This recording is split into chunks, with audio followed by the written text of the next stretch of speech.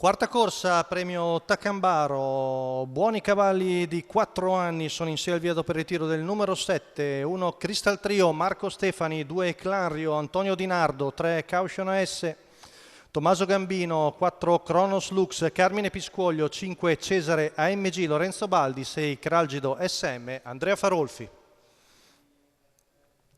Rinuncia al lancio proprio Cralgido SM. Stacco della macchina, veloci, Caution AS, Kronos Lux e Cesare AMG. Curva con Kronos Lux che scende alla corda su Cesare AMG che ora ha il posto per mettersi secondo. Poi seguono Caution AS sul numero 1 di Crystal Trio, poi Clario e in coda Cralgido SM.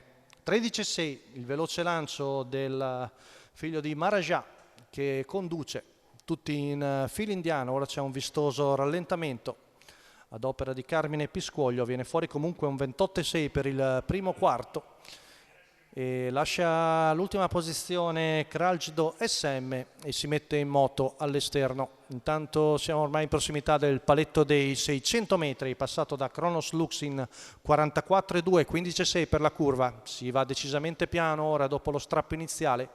Avanza all'esterno Cralgido SM, la cui schiena viene presa da Clario e arriviamo sempre a ritmo lento al passaggio in 59,5, 15,3. Si aspetta a accelerare, ormai le posizioni si sono assestate. Lorenzo Baldi è in schiena al battistrada con Cesare AMG. Poi vediamo terza posizione per Caution S, chilometro in 1.15,6, ancora addirittura un 16,1 per la curva.